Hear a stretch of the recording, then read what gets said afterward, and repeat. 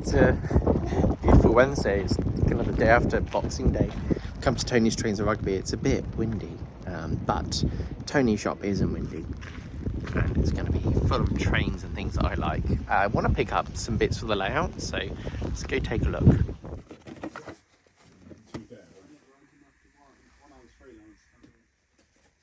I've just picked up my bits.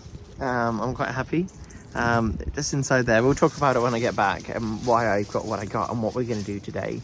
Anyway, I forgot to say, my name's Tris and this is A now. So what do we have here? I picked up a few things. We'll get them out so you can see inside in a second. I've got my two wagons. I've got the steel wagons. Hopefully that'll be floating around during the time that it would be kind of on the layout. Again, I'm trying to have fun, but I also want to be kind of accurate on things. And then there's a cool van here where they've kind of repainted little bits and things. So we'll get that out. A signal for the layout. I think I might fit that in this episode. And then the more important things for the layout, which is the girder bridge, which will be part of that entrance. So I'm going to have a little look at the layout and see how we can factor this in. This is the 13-ton steel sand tippler BR bauxite, and it's weathered, this one. I'm kind of happy I've got this because I don't have any kind of this rolling stock. I've got a few things that my brother gave me of probably more towards, I guess, the 40s kind of time, whereas this one's obviously more to the modern day. It's all right. Looking at it, you can see some little mould lines, but is that representing what's on the real ones? This is a background product, so normally they're very high quality. But no, very, very nice. Then you've got the van, which is the BRVEV, which is van wide vent van. Lots of V's coming in there. Again, it's the BR bauxite. It's nice. In the packet comes with all the little bits that you can, I guess, stick on the ends, little cabley things and everything. But it's nice. This is always with Bachmann's things. Yes, I've got the thing to kind of compare it to from what I've had before in regards to of the same era, but it's just nice. So I picked both these up, and at least we can have these on the layout and enjoy them. Since my last video, I've been wondering what to do as the next stage of the layout.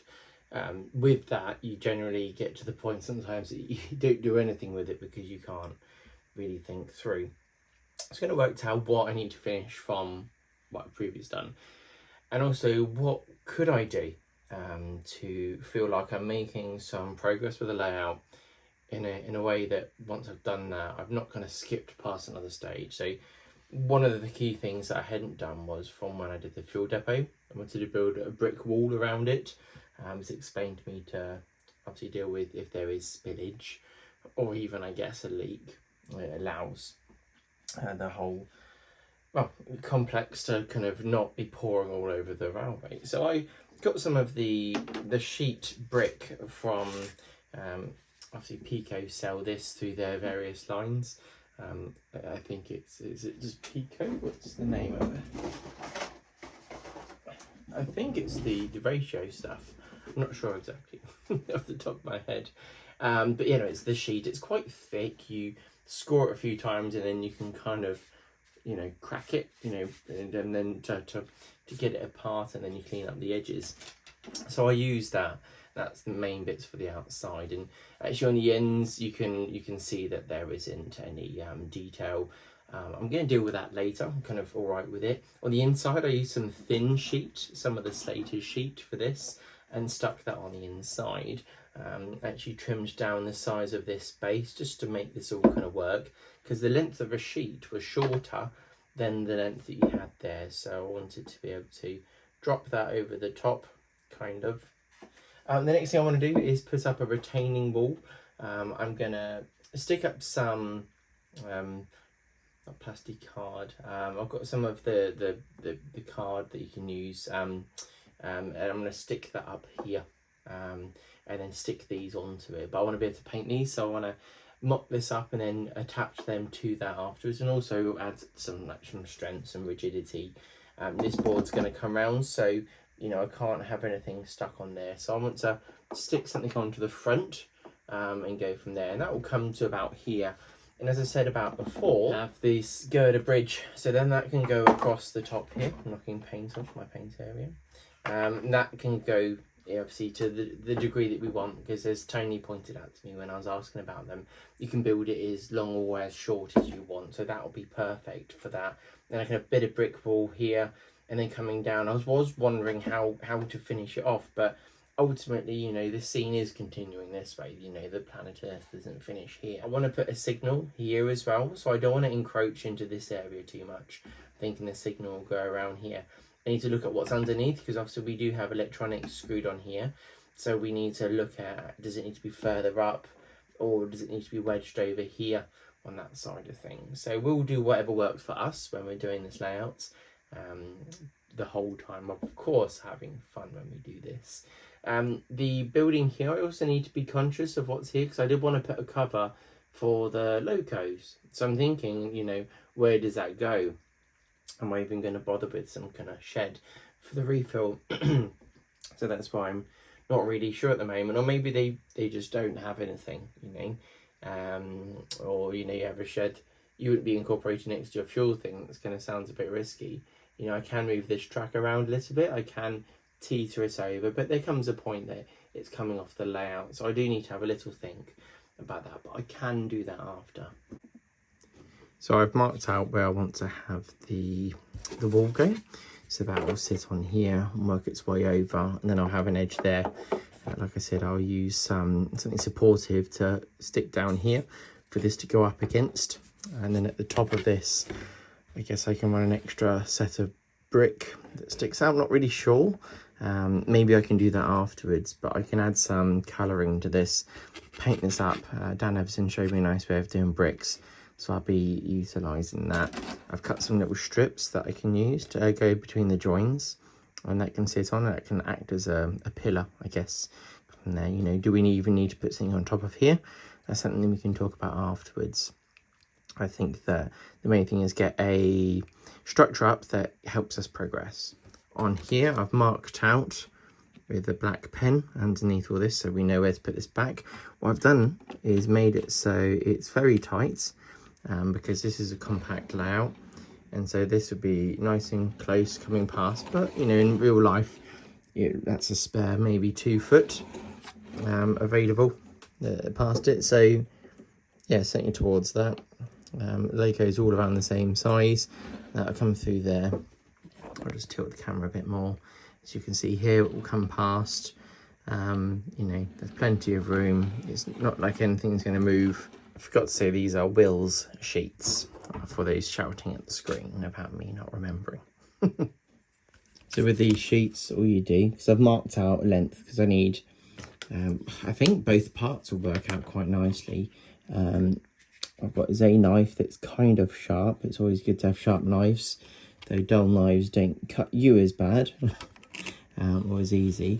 So what we do is we'll make a couple of marks, come down here, and we just want to try and dig in a bit with that knife. So you can see here we've got a bit of a line there that's prominent. Well, going to start sticking up either side as well. It does deform, so you do have to clean that up. And all you do is you can bend the other way. It cracks off. It came off very easy. And what you'll see is there's a lack of brick here, and then you've got bits extra here. So you just trim that off basically with a knife. What you don't need, and the beauty of what we're doing with adding that pillar on where we've lost brick, we just stick this over the top. So I've got this far. I've got the steel girder bridge thing. I haven't thought this out too much, but I'll let that lay on there. I need to add a brick wall going this way to kind of balance out the height of this, I think.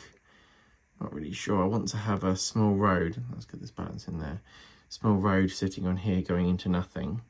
So I was thinking a brick wall kind of half the height of this, stepping out over the top of this one. I think that'll work. I've got to the stage where I've added the upper part, so I added a thin strip of plastic card just here for focuses in there, and then I added in a strip that's 3 bricks high, all the way across. Is it 3? Look there, all the way across the top. Then I added a strip that was kind of enough that someone could pop their head over if they're looking, if they're standing here, and then the capping stone from the wheels kits you can do. The next stage after this, obviously you can see some bracing that I put on here, is to put a little road across there, but I think I do that after I've painted everything, and I add the road at the end. See how that looks. When I paint up this, I'll paint up this, so these will both get painted up together. I've primed these using a car red primer, which takes you very close to where you want to finish, which is obviously the brick colour. And for red brick, same for this, and then just a grey on here. And all I'm going to do is kind of do washes on this and make it look a bit mucky and rusty. I'm looking forward to doing that. I'll probably do a terrible job, but we can try, can't we? So I'm going to focus on the bricks. We're going to use these paints from Hobbycraft. So we've got the burnt sienna, yellow ochre, and it's cadmium orange hue, and basically it's the stuff that Dan Everson from Tunnel Lane Model Railway showed me, and we can spotch over. So I'll just do a little bit of recording as I'm doing it, but ultimately I'm not going to spend hours showing you all of this. What we do is we get some paint and we just dab it on. This is a bit that we're not going to see so much. If things look too bright, they're actually going to dull off quite a lot. But we can control that by dabbing in this paint. When I say dabbing, it's kind of the effect that you're doing. Just use yellows, browns. It will start blending together as you're doing it. And you get these different colours. On the inside here will probably be quite dirty. So just work your way around and just be patchy as you're doing it all. Nothing wrong with the colour that's already there. So you just work your way through. Be happy, really, and it will eventually look nice, hopefully. Well, that's the aim anyway, isn't it? A couple of bright colours, nothing wrong with that at all. These three bits are done. We've done the surround for the fuel dump, and this, you can see there's a lack of uniformity, if that's a word. I'm guessing it is, I'm using it. So then we've got the right basis to spray it with matte varnish. I use a car matte varnish. And then put the buff titanium in. Like I said before, this is something that Dan Everson kind of went through with me, and it's been cool. So the buff titanium, I'll be using a brush. I thin down it a bit and run it in all the cracks. While I was waiting for these to dry after putting the matte varnish on, so I'll go through the route of just making this look all mucky and where they don't. I kind of don't like what I've done, so I've got the other side if I have to. I think that'll be fine. I can put more weathering powders on it and things, but it's not going to be the centerpiece of the part, you know, what we're working on. So that can just sit on top of this. So now I'm going to do the stage of the white, the buff titanium colours. Basically watered down, we're going to put it in the gaps and then wipe off the excess. What we do is we water down some of the paint here. We don't need to go too thick with it because we just got loads to mop off then. So what I do is I try and make it into something quite runny. And then you just do it on the parts that you're not going to see first. So into these corners here, you can run it over. And we can just wait for it to kind of dry a little bit, and then we can just buff off the outside of what we don't want. And that's really it. Because it's the cheaper paints from Hobbycraft, the pigment's not super strong. So it's not going to dry super bright. What we do is we do up to this little brick line here, and we'll give it a moment and then wipe off that excess and see if what I've just said actually turns out to be true. Obviously having tissue on hand is handy, so you can see it's in all the cracks here. And all we do is we get our tissue and we wipe off the excess. Basically buff away the top bit that's got the shiny matte varnish on. Basically, when this dries, don't rub too hard, because what you'll find is you end up rubbing off some of the matte varnish and that, and then you end up making everything pink. But once that dries, that will look nice. So I'm going to do all of this, and hopefully it will look very good. But we can try, can't we? So now I've done all the weathering. I'm pretty happy with how it's all turned out. Just kind of that murky, grim look. I've added bits of rust to things. So what I'm going to use my hot glue gun, once it's got to temperature, to stick these in place. This might end up sticking over the edge over here, but the front, if you remember at the beginning of the video, I talked about having an edge that comes over here. So anything that I'm not too worried about, I can deal with. So we're going to have a drop off here, which is important. But yeah, hopefully you agree. It looks a bit different to before. Hopefully, once we have everything else on, it will all tie in nicely. So check this out. Super pleased, really happy. This looks way too narrow, but I'm going with it. There's room for the logo to come out each side. I'm sure this represents something in real life. If not, it represents what I want it to represent. So that will come around here, as you know. I'm pleased with how the road's going to come out. I've stuck on some, I don't know if it's foam board. There's that name for it. I always forget what it's called. But basically, I built up a structure around it so it's solid. It's got glue gun holding it all together. Paint's not quite dry yet, but it's getting there. Getting a stippled on the road, and then we can eventually just stick a car on something like that. Little Fiesta sitting there driving down the road, you know, minding its own business whilst the local little yard is doing its thing. So I'm kind of happy with that. I'm very happy with that. I'm pleased with the weathering, how it's worked out for me. Some like rusty effects coming down here from the girder that's supporting the bridge.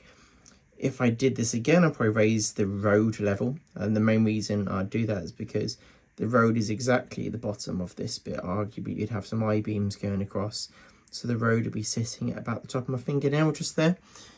So I might come back and raise all this up. But, you know, that's for another day. It's taken about a whole day. It's my Christmas holidays at the moment, and so I've wanted to enjoy my time doing this and not rushing it, and really pleased with how it's come out. I think once, you know, we've got the building over here that I want to put on, that would be good for obviously covering the little shunter that's going to be sitting in there, somewhere for the loco crew or the yard crew. I could have a little building sitting down there for them to enjoy. Got my buildings from Petite Properties that you saw last time. So really pleased with how this has worked out. So if you've enjoyed this, let me know in the comments below. Let me know what I got wrong. Let me know what you would add, you know, following on from this. I read all the comments. I appreciate all of them. I don't really get time to reply. I should do, but I haven't been. Big thank you to my subscribers, people that like and comment. I really like all the comments that come through. The videos have been going really, really well, so thank you. Hope you've enjoyed my model railway journey. Big thank you to my I was going to say subscribers again, my channel members and my patrons. If you would like to support the channel, you can go have a look over on Patreon, just 00. And then if you want to become a channel member, you can click below. It means you get to see the videos normally a day early, sometimes earlier than that. But anyway, hope you've enjoyed what you've seen here. Excuse me for my squeaky chair, and I'll see you on the next episode. Bye bye.